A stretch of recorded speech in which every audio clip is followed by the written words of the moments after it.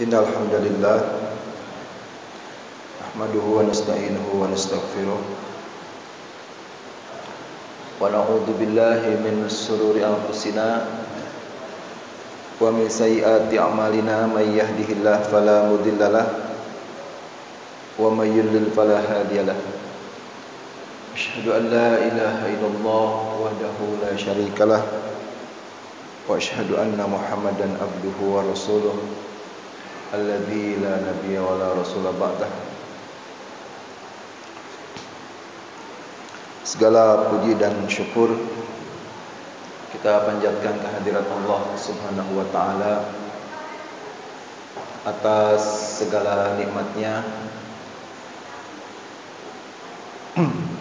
rahmatnya dan hidayahnya kita di ibadah subuh ini bisa kembali hadir sholat subuh berjamaah dan memakmurkan masjid dengan thalabul ilmi. Semoga segala amal ibadah kita di pagi hari ini telah diterima dan dilipat gandakan pahalanya oleh Allah Subhanahu wa taala. Mudah-mudahan menjadi penghapus dosa. Amin ya rabbal alamin. Inna asdaqal hadits kitabullah wa khairul hadyi hadyu Muhammad sallallahu alaihi wasallam. Syarrul umuri muhdatsatuha. Inna kulla muhdatsatin bid'ah wa inna kulla bid'atin dhalalah wa inna kulla dhalalatin finnar. Amma ba'du. Hadirin hadirat, Bapak-bapak, Ibu-ibu jamaah Masjid At-Taqwa yang dirahmati Allah.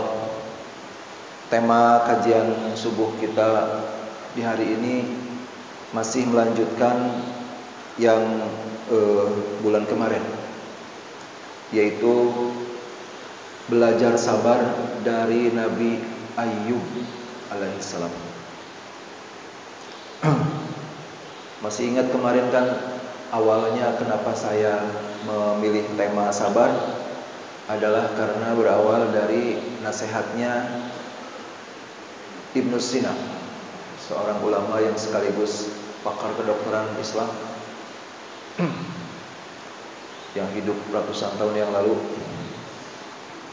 Beliau mengatakan, as-sabru awwalu khutuwatis syifa. Kesabaran itu adalah langkah awal menuju kesembuhan. Jadi sabar itu bukan cuma pahalanya dahsyat, ya. Pahalanya sampai dikatakan di Quran tidak ada batasnya pahala itu. Sabar itu. Seluruh ibadah lain pahalanya ada batas atasnya, yaitu 700 kali lipat. Kalau sabar itu tidak ada batasnya.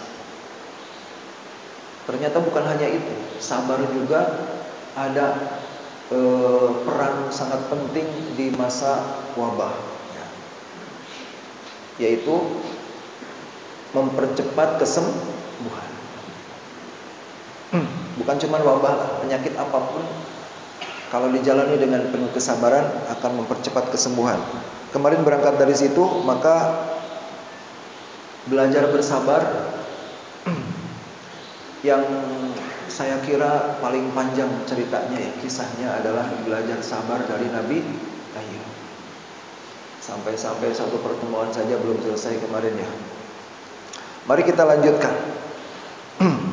Kenapa panjang? Karena saya tidak hanya mengambil sisi sabarnya, tapi mumpung ngebahas kisah Nabi Ayyub, kita bahas aja semuanya, ya. Semua penggalan hidup dari hidup beliau yang ada hikmahnya. Kemana-mana hikmahnya itu. Kemarin tuh saya lupa sampai ke poin berapa, ya Pak, ya? Ada yang inget gak? Di masjid ini ada yang inget gak poin berapa? Yang pertama, Nabi Ibrahim itu Nabi Ayyub itu masih keturunan Nabi Ibrahim. Ya, itu. Yang kedua, itu berapa? Penderitaan Nabi Ayyub itu bukan cuma penyakit. Sebelum saya ulangi, disebutkan saja ya tanpa diterangkan lagi. Bukan cuma penyakit, tapi hartanya ludes. Kemudian anggota keluarganya, anak cucunya wafat semua. Disisakan istrinya doang satu. Kemudian barulah tubuhnya rusak parah karena penyakit. Itu kemarin yang sudah saya terangkan. Makanya nggak ada apa-apanya dibanding musibah kita kemarin corona. Jauh Pak. Yang ketiga, Allah menimpakan seluruh derita itu dengan wasilahnya adalah kebencian iblis.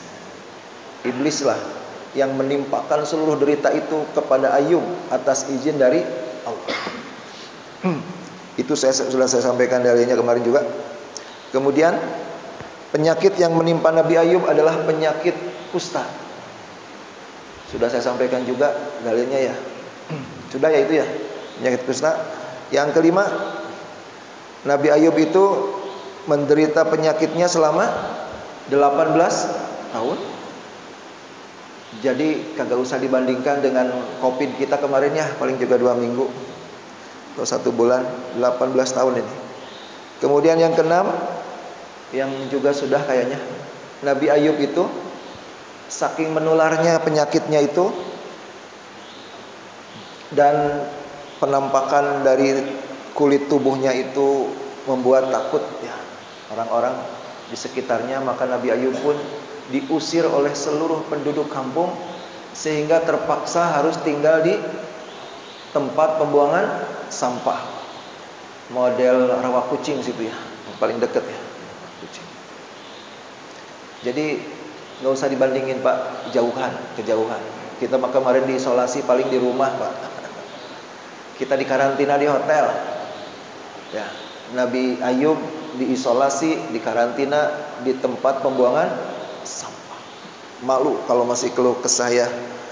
Malu sama Nabi Ayub. Kemudian penyakit kustanya Nabi Ayub itu segitu parahnya sampai berjatuhan kulit dan dagingnya.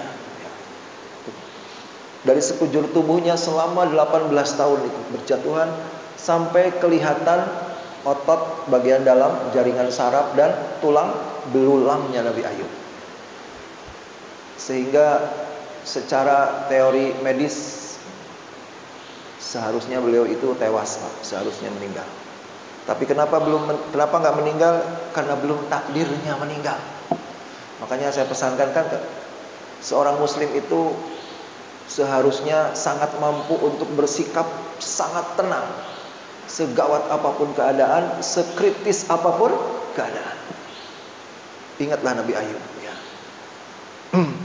Kemudian yang ke berapa kemarin? Yang ke-8 yang sudah saya terangkan, saya ulang dulu sedikit biar nyambung lagi. Yang ke-8 adalah organ tubuh bagian dalam semuanya rusak kecuali hati dan lidah. Karena dengan 2 organ tubuh inilah Nabi Ayub berzikir hampir nggak henti. Ini pesan moralnya apa? Bahwa ibadah, di antara ibadah yang paling tolak bala, yang paling penghalang bencana adalah zikrullah. Seutuh-utuhnya, nggak tersentuh sama sekali hati dan lidahnya Nabi Ayub itu. Kemudian yang ke-9 udah belum kemarin? Udah ya kayaknya ya. Istri Nabi Ayub adalah keteladanan sangat sempurna tentang kesetiaan dan kasih sayang seorang istri kepada suaminya. Udah belum? Oh, belum yang ini ya. Oh, baru sedikit rupanya. Baru 8. Istri Nabi Ayub. Nah, alhamdulillah ada ibu-ibu, cocok ada ibu-ibu ya. Bayangin 18 tahun ikut ke tempat sampah, ngerawat Nabi Ayub setiap hari, membalut luka-lukanya, borok-boroknya gitu ya, dibersihkan setiap hari itu. Sambil kemudian masih menyempatkan diri untuk pergi jauh ke kampung lain untuk mencari nafkah menjadi buruh kasar.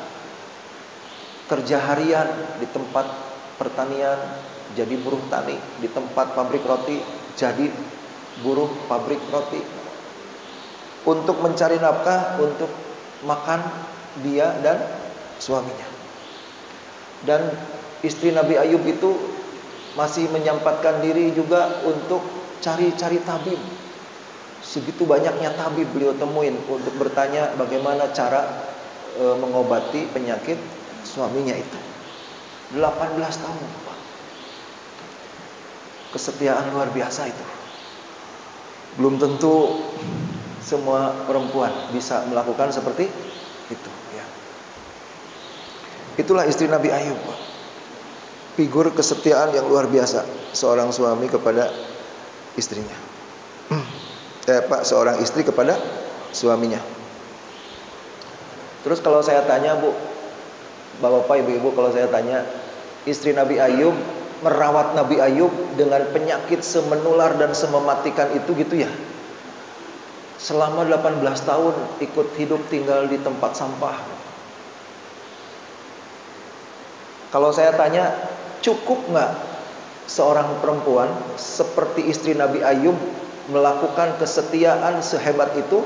Sudah cukup nggak menunaikan kewajiban kepada suami?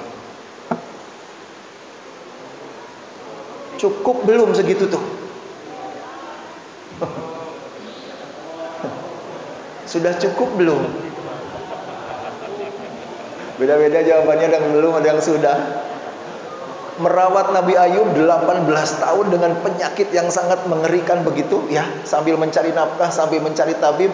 Sudah cukupkah? Beliau itu sampai di tafsir itu diceritakan, Bu, Nabi Ayub ke kamar mandi, buang air, itu dituntun, ya, dituntun, dibersihkan setelah buang air, dituntun lagi, ditungguin. Wah, cukup nggak? Kan banyak juga istri-istri yang baru aja cuman masakin udah merasa cukup. Cukup nggak begitu? Untuk menjawab cukup atau tidak, ya. Kesetiaan dan kasih sayang, kesetiaan dan khidmatnya istri Nabi Ayub kepada suaminya itu, untuk menjawab cukup apa tidak, mari kita bandingkan dengan sabda Rasul, ya. Maka kita bandingkan dengan sabda Rasul agar bisa menjawab dengan lebih akurat, ya. Di hadis Imam An-Nasa'i dalam Sunan Al-Kubra nomor 5386, atau di Sahih Targhib 1934. Ini hadis nggak ada yang doibkan, Bu. Sahih ini hadisnya, ya. Maka kalau isinya rada kurang pas gitu ya, jangan marah ke saya, ini sabda Rasulullah. Rasulullah SAW diceritakan dan oleh Abu Sa'id Al-Khudri radhiyallahu an,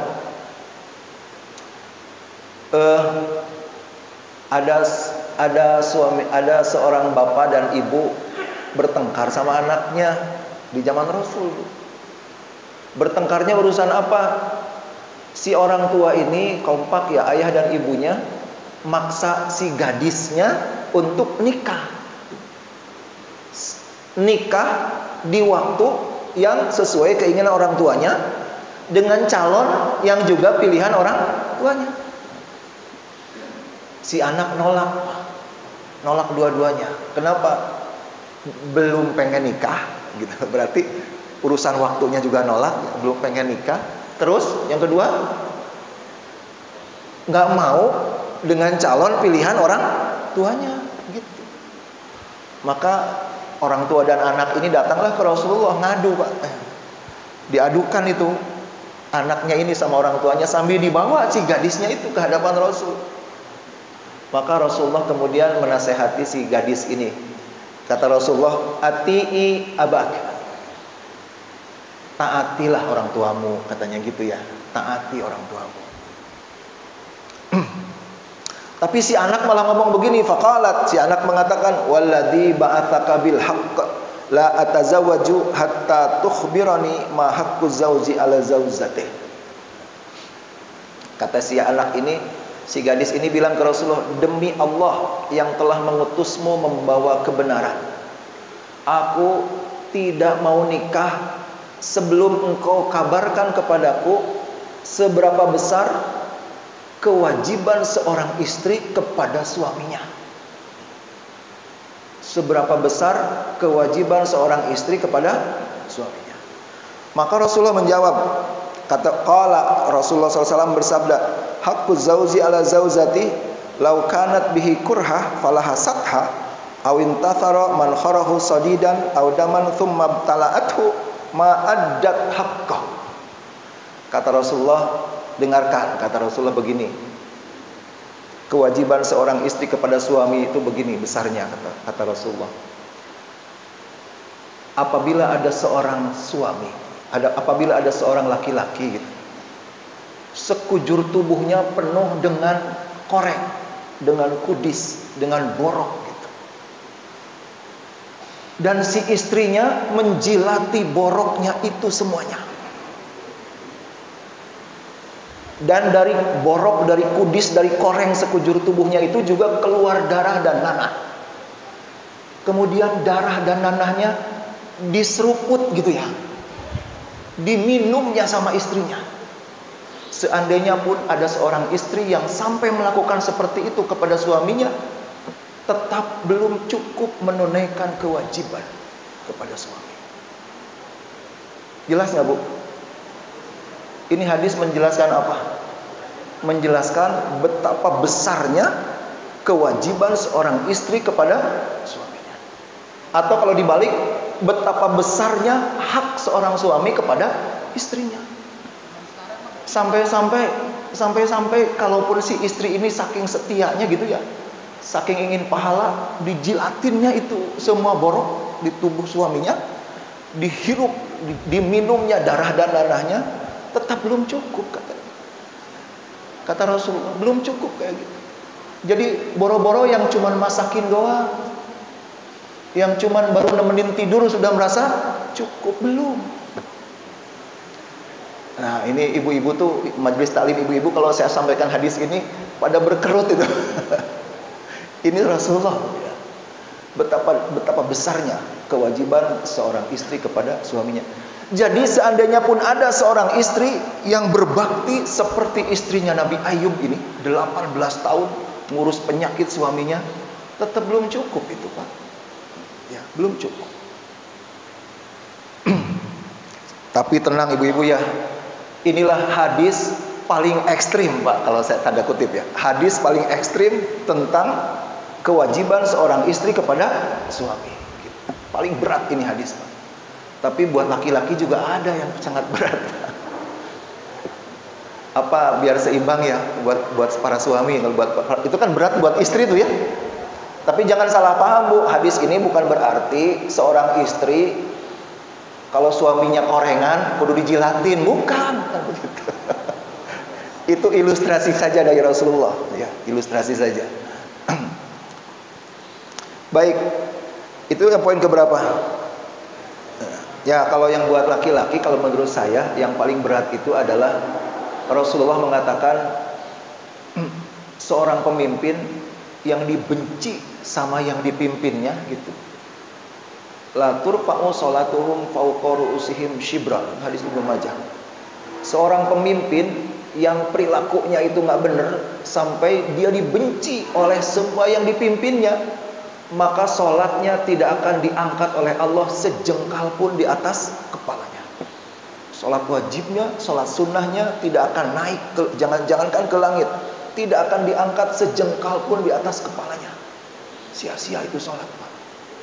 Dan termasuk pemimpin itu adalah kepala rumah tangga.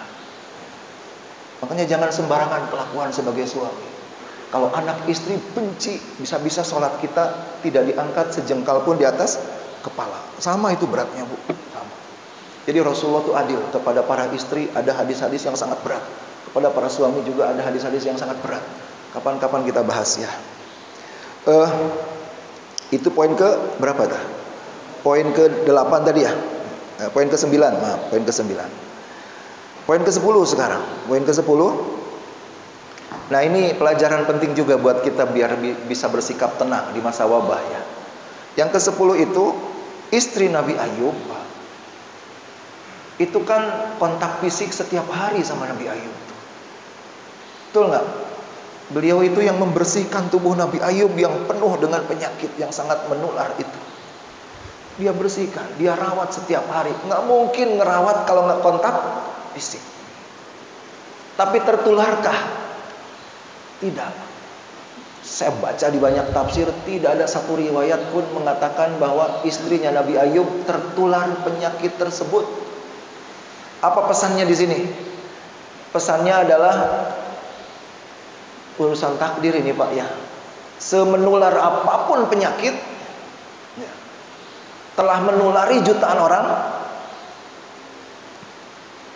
kalau kita belum ditakdirkan tertular, mustahil tertular. Kalau tidak ditakdirkan tertular, mustahil tertular. Jadi ngapain panik Pak ya? Itulah kembali ke pertemuan dulu tuh, pertemuan apa tentang kisah Nabi Nuh itu ya. Seorang muslim itu seharusnya sangat mampu untuk bersikap tenang dan tidak panik segawat apapun keadaan, semenular apapun pandemi. Dan ini sangat penting. Sikap tenang dan tidak panik itu, sekali lagi ingat kemarin adalah menjaga imunitas kita tetap kuat. Justru kalau panik, kalau ketakutan, kalau parno istilah sekarang, maka kekebalan tubuh akan anjlok gitu. Ingat aja istri Nabi Ayub ya. Tidak tertular Pak. Bagaimana bisa tertular?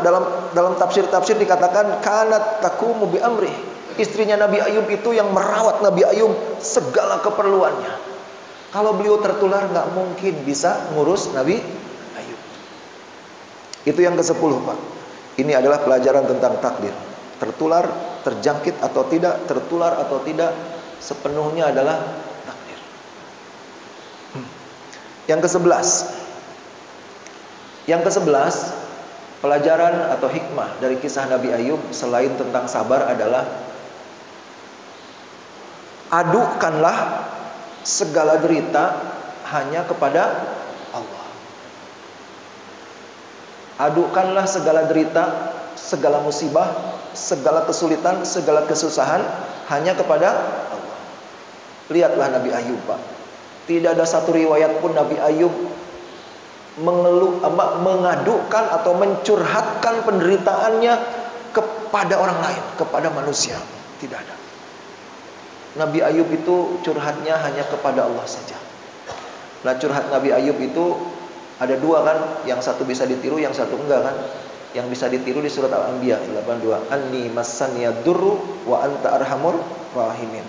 Ya Allah, aku ditimpa penyakit, aku ditimpa penderitaan, dan Engkaulah Tuhan yang Maha Penyayang. Itu amalkan itu Pak, ya, amalkan. Curhatnya Nabi Ayub itu. Dan ini sunnah memang, sunnah.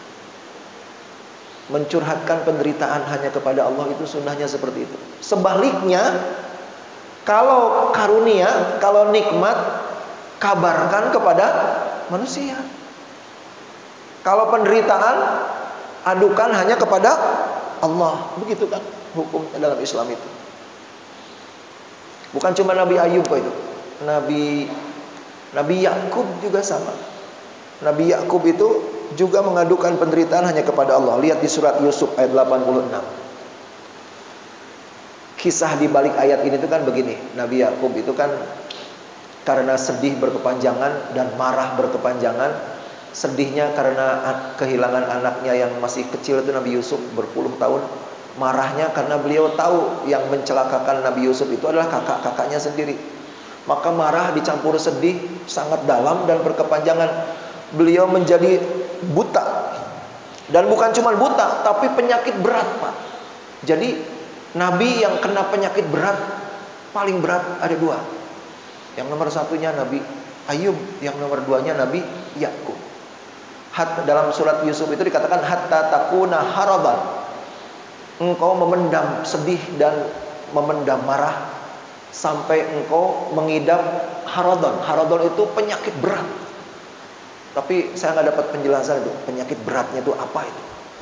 Ada satu penjelasan sedikit sampai tubuhnya Nabi Yakub yang tadinya tegak jadi bungkuk sebungkuk-bungkuknya itu.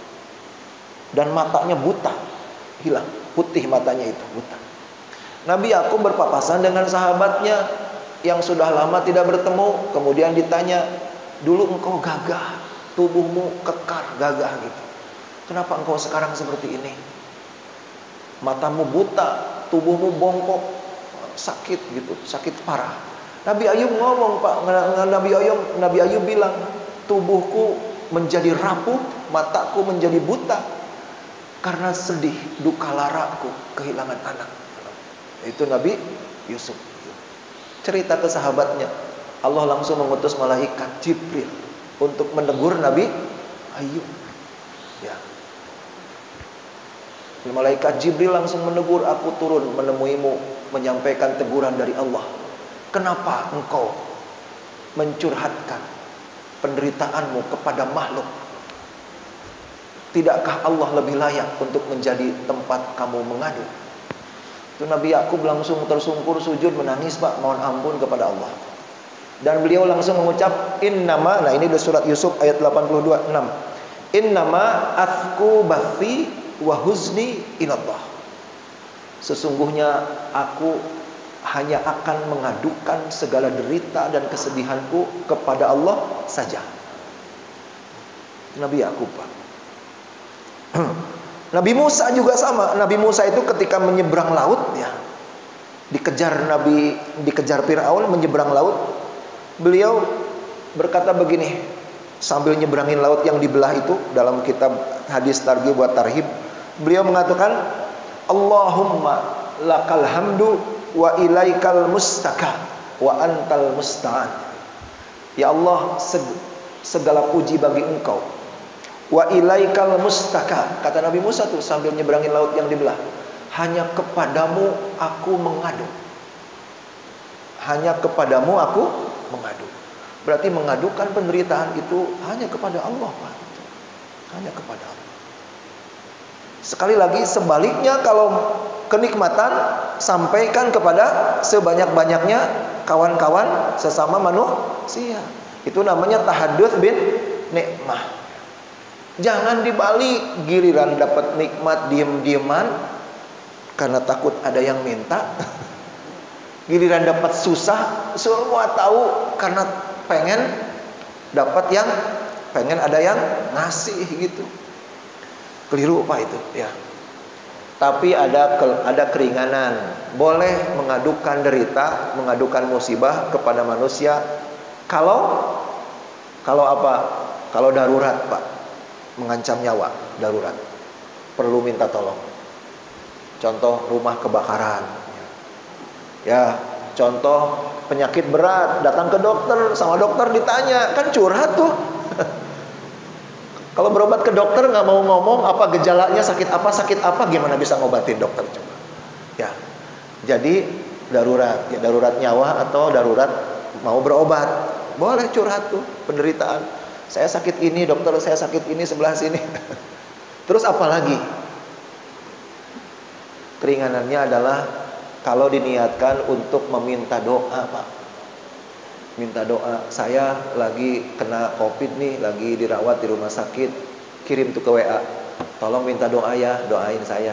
Boleh. Minta doa kepada sebanyak-banyaknya kawan-kawan. Karena semakin banyak yang berdoakan, semakin kemungkinan dikabul. Tapi kalau semata-mata sekedar curhat saja, mencurhatkan penderitaan dengan alasan biar plong gitu kan, katanya gitu ya. Kalau lagi nyesek tuh biar plong, obrolin sama orang lain. Keliru. Nggak boleh dalam Islam. Yang ke-12, masih tentang mengadukan penderitaan. Mengadukan penderitaan kepada Allah yang disebut asyakwa dalam Islam itu, ya. Jadi, Pak, ibadah mulut kita itu selain baca Quran, apa? Selain baca Quran, ibadah mulut kita apa? Baca Quran, dakwah, ya. Ngajar, amar ma'ruf nahi munkar gitu ya, nasihat gitu. Zikir, betul? Zikir, terus apa lagi? Doa, ya. Doa, sholawat. Itu ibadah-ibadah mulut. Suka kelewat satu, Pak, yaitu apa? Asyakwa. Yaitu apa? Mengadukan derita kepada Allah. Beda dengan doa, karena tidak ada permintaan. Ya Allah, aku ditimpa penderitaan. Gitu, itu Nabi Ayub tuh. Adukan kepada Allah. Nah, mengadukan penderitaan kepada Allah, yaitu asyakwa, adalah salah satu cara agar musibah segera berlalu. Agar musibah segera berlalu, maka adukan derita itu kepada Allah. Gitu. Meskipun Allah Maha tahu, ya. Betul nggak? Tanpa kita curhat Allah tahu nggak? Allah tahu. Berarti bukan ngasih tahu Allah Pak itu. Tapi memang sunnah saja kayak begitu. Curhat kepada Allah. Nah, apa buktinya bahwa syakwa itu mengadukan derita kepada Allah adalah akan mempercepat penderitaan itu berlalu. Itu dari lanjutannya curhat Nabi Ayub tadi di surat Al-Anbiya ayat 83 dan 84. A'udzubillahi minasyaitonirrajim wa ayyuba idna darabbahu anni masaniyad durru wa anta arhamur rahimin. Dan Ayub, ingatlah Ayub ketika bermunajat atau curhat kepada Tuhannya. Sesungguhnya aku ditimpa penderitaan, aku ditimpa penyakit, dan Engkaulah Tuhan yang Maha Penyayang. Ayat berikutnya apa coba? Fastajabna lahu fakashafna bihi ma bihi min durrin. Maka kami kabulkan. Jadi oleh Allah dianggap doa tuh Pak. Kalau kita curhat kepada Allah meskipun tidak ada permohonan, oleh Allah dianggap permohonan. Karena di sini di kalimatnya maka kami kabulkan. Biasanya yang dikabulkan apa? Doa ya.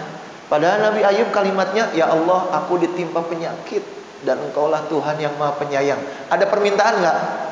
Nggak ada. Yang ada adalah curhat diakhiri dengan pujian. Ya Allah aku ditimpa penderitaan. Ya Allah aku ditimpa penyakit. Itu curhat. Diakhiri dengan pujian. Engkaulah Tuhan yang Maha Penyayang. Tapi oleh Allah dianggap doa itu Pak. Dianggap doa. Maka fastajabna, kalimatnya juga nggak pakai thumma Pak, pakai fa. Apa bedanya thumma dengan fa?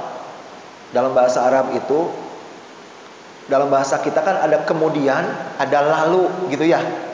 Dalam bahasa Arab juga sama, ada dua. Ada thumma, ada fa. Apa bedanya? Kalau thumma mah agak lama Pak. Dari satu peristiwa ke peristiwa lain agak lama tuh, ada jedanya. Boleh aja. Kalau pakai fa, itu nggak ada jeda, itu cepat sekali prosesnya. Dari curhat kepada kesembuhan itu sangat cepat. Ya, fastajabna lahu, maka kami kabulkan, fakashafna ma bihi min durrin, maka kami hilangkan penyakitnya. Tuh. Jadi selain berdoa, curhatkan penderitaan itu kepada Allah. Ya Bu ya, kalau suaminya rada-rada bandel, curhat Bu sama Allah, ya Allah suami saya tuh kayak begitu ya. Kalau sama manusia malah jadi gibah, menggibahkan suami dosanya lebih berat dari menggibahkan orang lain. Menggibahkan pasangan hidup dosanya berat sekali Pak. Tapi kalau menyampaikan keluhan tentang perilaku pasangan hidup kepada Allah, gibah bukan? Bukan. Ya, bukan. Itu ada syakwa, mengadu kepada Allah. Itu yang keberapa? Yang ke-12 ya. Yang ke-13. Nah, ini yang ke-13, ini kembali tentang setianya istri Nabi Ayub ya. Luar biasa. Makanya cocok namanya siapa? Kemarin saya katakan dalam riwayat-riwayat itu namanya Rahmah. Namanya adalah kasih sayang Rahmah itu. Cocok dengan perilakunya tuh. Jadi Nabi Ayub itu Bu ya, Nabi Ayub itu sejak dari awal beliau ditimpa penyakit kan udah langsung parah Pak. Udah langsung parah. Penyakitnya tuh bukan naik gitu, enggak. Penyakitnya langsung parah di hari pertama itu Nabi Ayub tuh. Beda dengan penyakit kita. Penyakit kita itu kadang awalnya stadium 1, stadium 2 gitu kan naik kan. Nabi Ayub langsung parah di hari pertama itu penyakitnya. Sejak beliau sakit nggak ada keluhan, nggak ada keluhan. Ya, beliau bertahan saja gitu ya dengan penyakitnya itu, sabar, ridho. Nah, yang membuat Nabi Ayub itu curhat ya, ternyata ada kisahnya. Ada kisahnya dalam Qasasul Anbiya juz 1 halaman 364 yang juga oleh Ibnu Katsir. Jadi Ibnu Katsir itu ditafsir di Bidayah wan Nihayah Qasasul Anbiya. Itu apa latar belakangnya Nabi Ayub sampai mengatakan anni masanniya syaitanu masanniya durru wa anta arhamur rahimin. Ya Allah, aku ditimpa derita dan Engkau Tuhan yang Maha Penyayang. Nah, Nabi Ayub mengadukan penderitaannya kepada Allah bukan karena sudah nggak tahan dengan penderitaannya. Bukan. Nabi Ayub mengadukan penderitaannya kepada Allah sama sekali bukan karena sudah gak tahan dengan rasa sakit dari penyakitnya itu. Ada yang tahu Pak, kenapa Nabi Ayub, apa latar belakangnya Nabi Ayub curhat tentang penderitaannya itu kepada Allah? Ya, saya tanya di majelis-majelis taklim rata-rata tidak tahu Pak. Apa latar belakangnya Nabi Ayub curhat itu? Beliau itu bukan karena sudah gak tahan sama deritanya, tapi beliau itu sampai curhat begitu kepada Allah karena gak tega dengan penderitaan istrinya. Gak tega dengan penderitaan istrinya. Jadi Nabi Ayub itu sudah sekian lama memendam rasa gak tega tuh sama istrinya itu. Tapi terus aja menasehatkan sabar kepada istrinya tuh ya. Beliau itu. Tapi pada suatu hari ya, pada suatu pekan, Nabi Ayub itu sudah gak tahan, gak tega sama suaminya, sama istrinya. Kenapa? Kan saya ceritakan tadi kan dalam tafsir-tafsir itu, istri Nabi Ayub itu untuk menghidupi suami istri itu, menghidupi suaminya dan dirinya sendiri, beliau bekerja berpindah-pindah tempat gitu. Bekerja berpindah-pindah tempat di beberapa orang. Hari Senin di si A, hari Selasa di si B gitu ya, kerja. Nah, kemudian iblis pun tidak membiarkan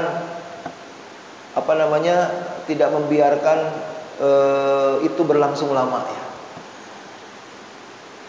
Setiap orang yang ditempati oleh istrinya Nabi Ayub untuk bekerja, maka setan, iblis mengutus setan menjelma menjadi manusia dan ngasih tahu bahwa ini adalah istri seorang orang yang namanya Ayub yang punya penyakit sangat menular.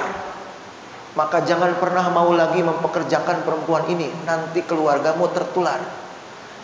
Maka istri Nabi Ayub tuh nggak pernah bisa lama Pak kerja di seseorang. Karena apa? Dibocorkan sama setan bahwa dia adalah istri seorang suami yang berpenyakit menular. Dipecat lagi gitu ya. Dia pindah-pindah tempat sampai akhirnya hampir semuanya sudah dia bekerja. Sudah kebingungan dia cari tempat kerja. Lama-lama orang pada tahu bahwa dia istri Nabi Ayub. Akhirnya habis uangnya, dia tidak bisa bekerja. Apa yang dia lakukan? Ya, dia menjual salah satu kepang rambutnya itu. Jadi rambutnya Nabi Ayub tuh dikepang Pak ya, dikepang dua. Ya. Dikepang dua. Di sini saya baca bahasa Arabnya sedikit. Falamma kana al-ghaddu lam tajid ahadan faba'at ad-dhafirah al-ukhra bi tu'amin fa'atat bihi. Jadi ketika uang sudah habis, persediaan makanan di rumah sudah habis, maka dia juallah sebelah kepang rambutnya itu. Rambut panjangnya yang itu rambutnya kesukaannya Nabi Ayub.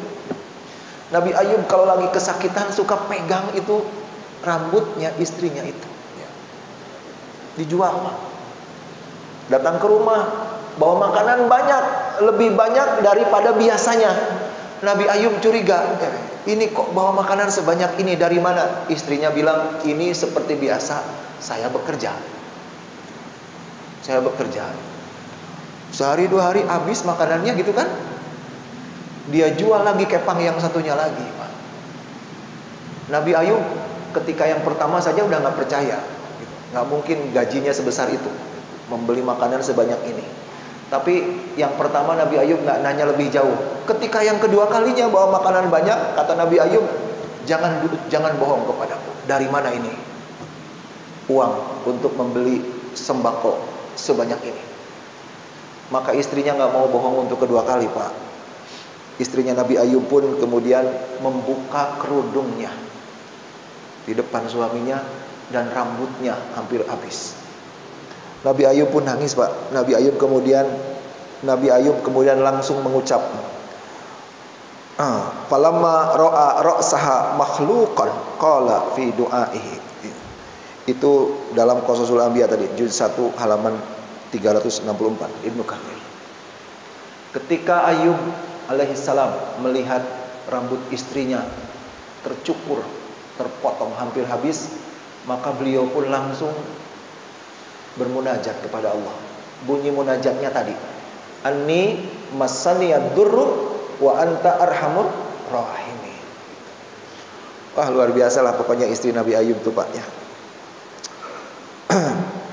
Jadi beliau sama sekali curhat kepada Allah bukan karena tak tahan dengan penderitanya, tapi nggak tega dengan penderitaan istrinya. Yang ke-14, kisah Nabi Ayub, poin ke-14 adalah kita bacakan di tafsir Al-Qurtubi, Al-Jami li Ahkamil Quran, juz 15, halaman 212. Anna iblis laqiyaha fi surati tabibin fada'athu limudawati Ayyub faqala udawi ala annahu idza bari'a qala anta syafaitani la uridu jazaan illa la uridu jazaa siwah. Artinya apa?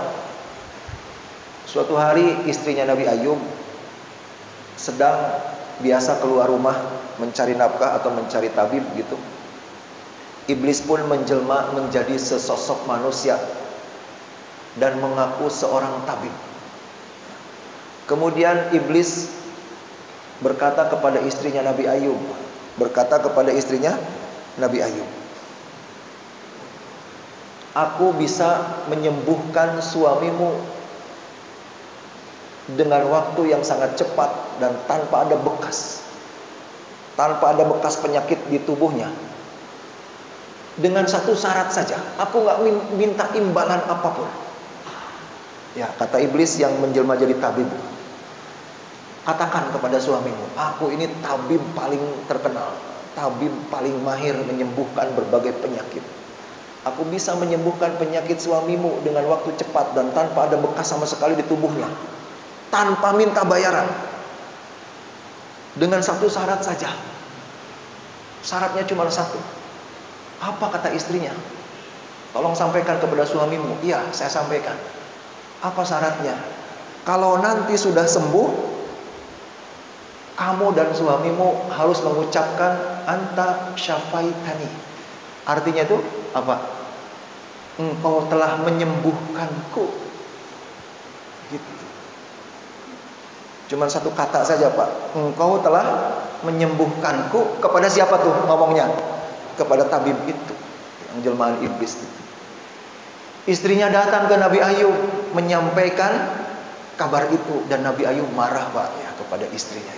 Nabi Ayub marah semarah-marahnya kepada istrinya. Nah, ini pelajarannya dari sini apa? Dari poin 14. Dari poin ke-14 pelajarannya apa? Hati-hati, Pak. Ketika banyak orang ditimpa penyakit berat berkepanjangan, tergoda untuk berobat dengan cara-cara syirik. Jelas nggak, Pak? Dengan cara-cara syirik. Dan hati-hati juga kalau kita diobatin penyakit kita oleh seseorang, dokter ataupun tabib, jangan sampai terucap di mulut kita, saya sembuh tuh sama dokter itu. Berat itu, Pak, itu. Harusnya ngomongnya gimana dong? Alhamdulillah Allah menyembuhkan saya dengan wasilah dokter. Lewat dokter itu, lewat tabib itu, Allah menyembuhkan saya. Jangan sampai salah ucap itu. Saya sembuh sama tabib itu, saya sembuh sama dokter itu. Itu sudah syirik perkataan itu. Syirik qauli. Istri Nabi Ayub karena ini cuma satu kata doang, menganggap ini remeh. Sampai disampaikan kepada suaminya, marah itu. Nabi Ayub sekali-kalinya marah kepada istrinya yang sangat setia itu saat itu. Kenapa? Karena itu adalah syirik. Banyak nggak di negeri kita, Pak, orang yang penyakit berat terjerumus kepada syirik? Banyak nggak? Banyak. Apalagi malangnya di negeri kita itu, ya, banyak tabib, bahkan tabibnya ngaku kiai, tapi prakteknya dukun, gitu masalahnya. Betul nggak, Pak? Ngaku si kiai, tapi praktek pengobatannya pakai jampe-jampe, pakai jimat-jimat, minta sajian-sajian, pakai cara-cara yang nggak masuk akal. Saya kan pernah terangkan dulu ya, bagaimana caranya ada 20 cara membedakan mana tabib, mana dukun, mana kiai, mana dukun. Banyak caranya itu sudah saya sampaikan dulu. Hati-hati kalau kita sakit. Jangan sampai penderitaan sakit kita menyeret kita terjerumus kepada praktek syirik. Paling ringan syirik yang sangat berpeluang dilakukan oleh orang yang sakit adalah mengatakan, saya sembuh sama obat ini. Itu yang ke-14. Kemudian yang ke-15. Yang ke-15, Nabi Ayub itu ketika istrinya datang ke rumah menyampaikan tawarannya iblis tadi istrinya mah nggak tahu kalau itu iblis sih Pak, tapi Nabi Ayub langsung nebak. Nabi Ayub, apa kamu nggak tahu yang kamu bercakap-cakap bukan dengan tabib, itu adalah iblis? Nabi Ayub langsung tahu itu Pak. Nabi Ayub langsung tahu itu adalah iblis. Istrinya itu sebelum dikasih tahu sama Nabi Ayub bahwa tabib itu adalah penjelmaan iblis gitu, istrinya bilang begini Pak. Ini pelajaran juga nih dari kata-kata istrinya. Istrinya bilang begini, ketika Nabi Ayub menolak, enggan menerima tawaran itu, tawaran kesembuhan itu, istrinya bilang begini, ila mata hadal bala, sampai kapan? Sampai kapan kita mengalami derita ini? Katanya gitu. Sampai kapan, ini sudah panjang banget, sudah lama banget ini. Sampai kapan kita menderita seperti ini? Kata istrinya. Pertama, kesalahan apa tuh? Keluhan ya, keluhan. Kemudian istrinya bilang begini lagi. Udah ada 3 kesalahan istrinya. Pertama, tadi mempercayai sebuah tawaran yang tawaran ini mengandung syirik. Yang kedua, ada keluhan dalam omongannya istrinya Nabi Ayub. Ila mata hadal bala, sampai kapan kita menderita begini? Ya, saya cari riwayatnya, cuman sekali-kalinya tuh istri Nabi Ayub tuh ngeluh tuh Pak. Ya. Sampai kapan menderita begini? Nah, jangan sampai kita ada kata-kata kayak gitu tuh. Ya. Kemudian kesalahan ketiga apa? Istri Nabi Ayub mengatakan gini, kalimatun wahidah, tsummastaghfir rabbaka fayaghfirulak, katanya gitu. Kan cuma satu kata doang gitu. Ucapkan saja. Cuma satu kata itu maksudnya apa? Anta syafaitani, satu kalimat ya. Engkau telah menyembuhkanku, kan gitu ya. Kata istrinya, kan cuma satu kalimat doang. Kesalahan ketiga tuh, meremehkan dosa. Ya. Meskipun ini syirik, tapi cuma syirik kata-kata dan cuma pendek gitu. Cuma satu kalimat doang kok. Kesalahan keempat, kesalahan berikutnya apa? Dia mengatakan, kan cuma satu kata doang, wahai Ayub, katanya gitu. Setelah engkau katakan, langsung saja istighfar. Ntar juga diampuni sama Allah. Itu kesalahan terakhir. Ya. Sering nggak? Banyak nggak manusia yang terpedaya dengan maha pengampunnya Allah, Pak? Banyak orang terpedaya. Nggak apa-apalah, maksiat cuma gini doang. Ntar kan bisa tobat, gitu. Ntar kan bisa istighfar. Nggak apa-apalah, mumpung lagi masih menjabat, kita korupsi aja. Ntar kalau habis pensiun, kita tobat gitu. Salah satu tipu daya paling canggih nih, salah satu tipu daya iblis paling canggih adalah membujuk manusia berbuat dosa, kemudian meremehkan dosa itu dengan angan-angan tobat di masa depan. Dengan membuat persepsi yang keliru tentang luasnya ampunan Allah. Nggak apa-apalah, Allah kan Maha Pengampun. Ntar juga bisa tobat, ntar istighfar aja, gitu. Ya, maka kalau Bapak melakukan seperti ini, mengulang kesalahan yang sama yang dilakukan oleh istri Nabi Ayub. Itulah Pak, ini hikmahnya dari poin ke-15. Jangan terpedaya dengan bisikan iblis, ntar juga bisa tobat. Ntar tinggal istighfar saja. Apa celakanya kalau kita ngikutin bisikan itu? Mending kalau keumuran. Kalau setelah berbuat dosa belum sempat istighfar, malaikat maut datang gimana? Itu namanya su'ul khatimah. Siapa yang jamin umur kita masih ada dan sempat untuk tobat? Siapa yang jamin malaikat maut tidak datang menjemput sebelum kita mengucap istighfar? Jangan pernah kita berbuat dosa dengan angan-angan, ntar juga bisa tobat, ntar istighfar aja. Itu yang ke-15, Pak.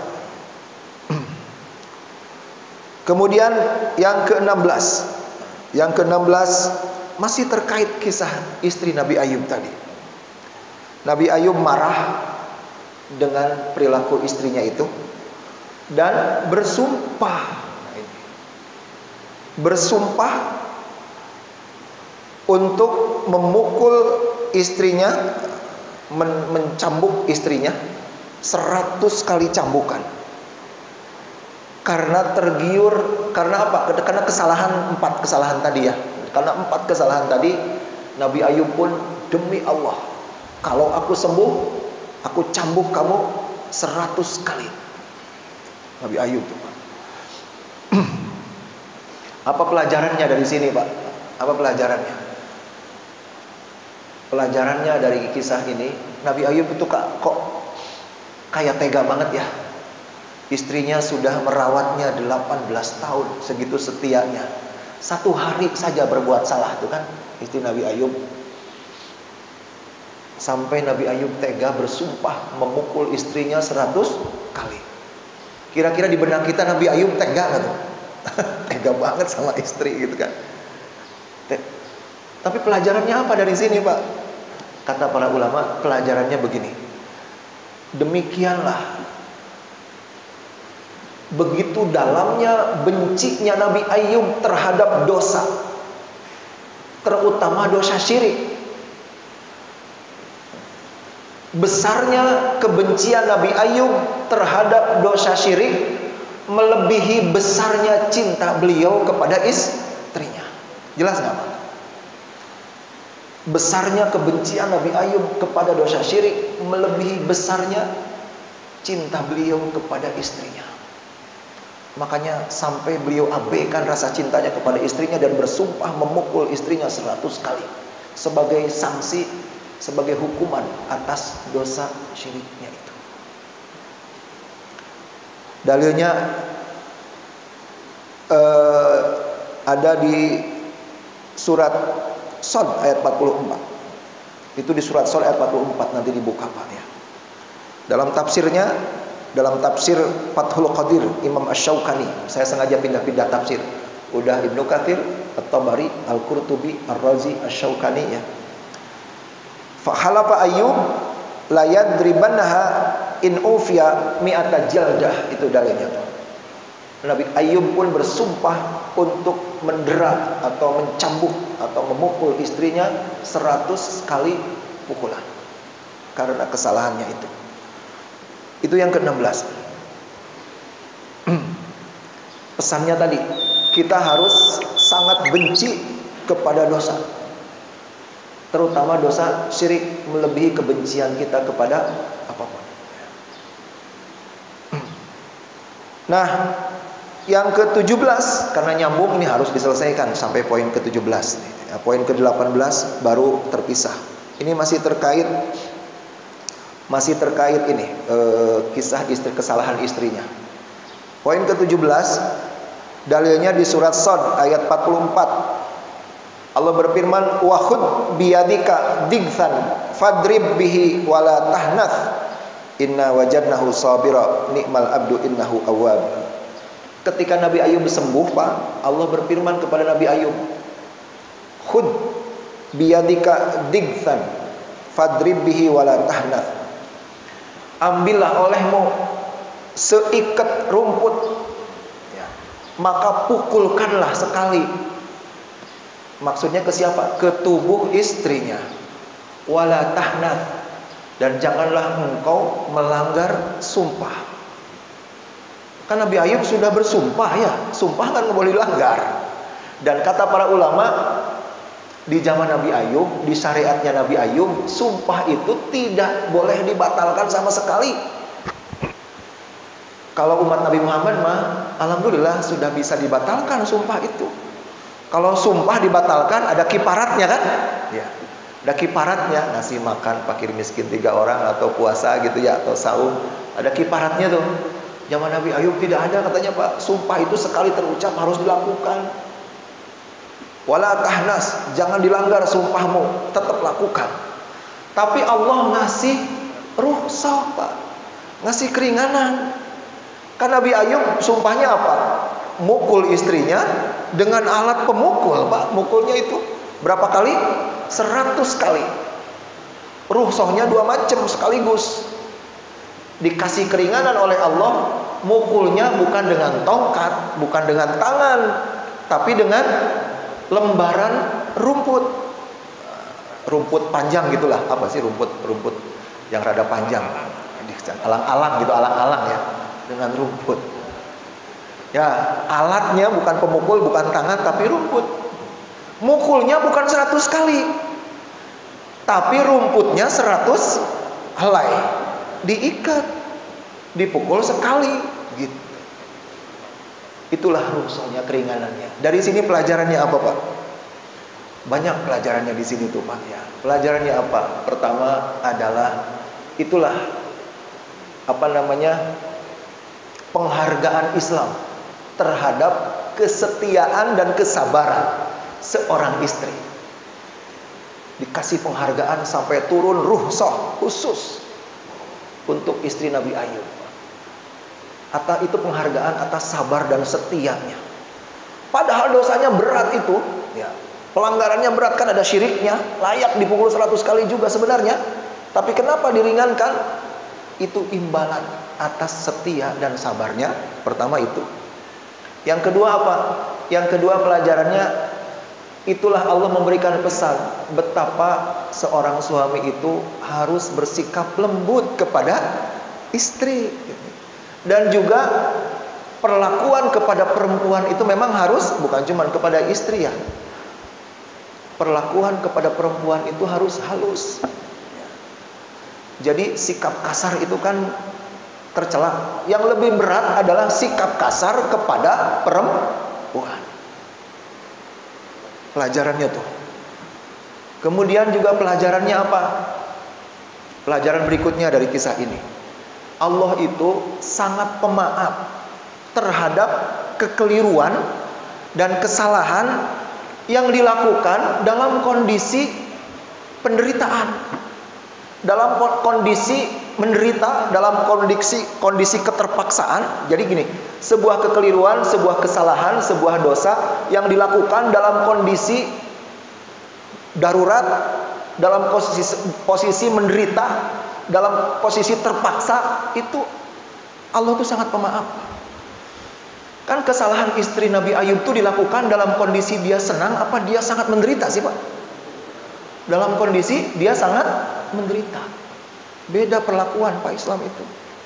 Kekeliruan yang dilakukan dalam kondisi orang itu senang, orang itu tidak dalam kondisi menderita, dengan kekeliruan yang dilakukan dalam kondisi menderita, itu beda tuh perlakuan Islam tuh. Hukuman lebih ringan, banyak rukhsah untuk orang yang menderita itu. Banyak rukhsah, bukan cuma untuk istri Nabi Ayub. Saya kasih contoh lain. Islam sangat mudah ngasih rukhsah kepada orang yang melakukan kesalahan dalam kondisi dia menderita. Contohnya selain istri Nabi Ayub siapa? Contohnya adalah hadis Bukhari Muslim Pak. Seorang sahabat Rasul yang berhubungan dengan istri di siang hari Ramadan. Pernah dengar nggak hadisnya? Datang ke Rasulullah dengan gemetaran pucat, "Ya Rasulullah, saya melakukan dosa besar," gitu kan. Kata Rasulullah, "Dosa besar apa?" Ini kejadiannya di bulan Ramadan. "Saya melakukan dosa besar. Asabtu imraati fi nahari Ramadan." Aku nggak tahan hawa nafsuku, nggak tahan birahiku. Aku menggauli istriku di siang hari Ramadan. Halak tuh, aku celaka gitu. Maka kata Rasulullah, saum 2 bulan berturut-turut kan gitu ya. Bebaskan budak. Wah, aku nggak punya budak. Ya, beli dulu, nggak punya duit. Suruh saum 2 bulan. Jawabannya apa? Boro-boro 2 bulan. Sebulan aja kecolongan gitu kan. Nggak kuat juga 2 bulan Pak. Kata Rasulullah, kasih makan orang miskin, sitina miskin. At'im sitina miskin. Kasih makan 60 orang miskin. Dia bilang apa? Dia bilang, nggak punya. Aku juga miskin ya Rasulullah gitu. Mana ada aku bisa ngasih makan 60 orang miskin? Di kampung saya itu salah satu orang miskin. Nggak kuat juga Pak, disuruh diberesin budak nggak bisa, saum 2 bulan nggak bisa. Coba Islam tuh ya. Kenapa ini ringan sekali ya? Dikasih rusuh ringan sekali hukumannya. Suruh ngasih makan fakir miskin nggak bisa. Sampai Rasulullah kemudian masuk ke rumah, bawa kurma Pak, berapa keranjang kurma. Nih kurma, bagikan, kata Rasulullah. Bagikan kurma ini kepada 60 orang miskin. Gitu kata Rasulullah ya. Kata orang ini, di kampung saya nggak ada yang lebih miskin dari saya ya Rasulullah. Rasulullah ketawa sampai kelihatan giginya Pak. Kata Rasulullah, yang sudah bawa ke rumah buat kamu. Tuh ya, pelajarannya apa? Islam itu sangat penyayang kepada orang-orang menderita. Sehingga kesalahan, kekeliruan yang dilakukan dalam kondisi kepepet, kondisi sangat menderita, dosa sih tetap dosa. Tapi seandainya ada hukuman, ada azab, biasanya lebih ringan gitu. Banyak rusuh. Ini terbalikkan dengan hukuman manusia Pak. Betul nggak? Manusia mah, kalau yang ngelakuin kesalahan orang yang makmur, konglomerat, malah susah dihukumnya gitu. Giliran yang nyuri orang yang miskin, orang yang menderita, ditangkap, dihukum seberat-beratnya. Di kampung saya, tukang bubur maksa dagang di saat PPKM di Tasik, didenda 5 juta, nggak boleh dagang 1 bulan. Giliran gerai KFC ngelakuin pelanggaran, cuman ditegur doang. Hukum Allah dengan hukum manusia kebalik itu. Hukum Allah sangat pemaaf kepada orang-orang menderita. Hukum manusia sangat pemaaf kepada penguasa dan konglomerat. Jelas nggak Pak pesannya di sini? Jelas ya. Makanya saya juga suka pesankan ya, suatu saat terjadi wabah lagi gitu ya. Kemudian terjadi beda-beda pendapat Pak. Beda-beda pendapat. Kata yang satu masjid tutup, kata yang satu kekeh buka. Ada yang bilang sapnya renggangin, ada yang bilang gak sah sap direnggangin, sap tetap rapat. Menyikapi perbedaan seperti itu Pak, seandainya pun kita yakin bahwa yang renggang sapnya itu yang salah, ya jangan terlalu kejam kalimatnya Pak, jangan terlalu keras. Itu kesalahan yang dilakukan dalam kondisi hidup lagi penuh penderitaan. Kekeliruan-kekeliruan yang dilakukan di masa bencana, di masa musibah, Allah saja sangat meringankan. Gitu. Ini jangan sampai beda pendapat urusan sholat di masa wabah sampai saling menuduh PKI Pak. Ya. Itu nggak sesuai Pak kayak begitu sikap dalam Islam. Tuh lihat istri Nabi Ayub, kesalahannya berat, tapi oleh Allah segitu diringankannya. Jadi bersikap lembutlah kepada orang menderita. Ringankan hukuman terhadap kesalahan yang dilakukan dalam kondisi kepepet. Perberat hukuman kepada orang yang melakukan kesalahan dalam kondisi dia makmur. Gitu. Justru kepada orang-orang konglomerat, kepada penguasa, kalau berbuat salah harus dibikin lebih berat hukumannya. Bukan malah diringankan gitu. Itulah Pak ya, sampai poin ke-17. Masih 10 lagi, ada 27 poin tuh nggak selesai Pak. Nggak selesai. Saya perkirakan memang 3 kali pertemuan gitu, 3 kali pertemuan. Sudah jam 6 lewat. Ada yang bertanya nggak? 1-2 pertanyaan. Silakan Pak.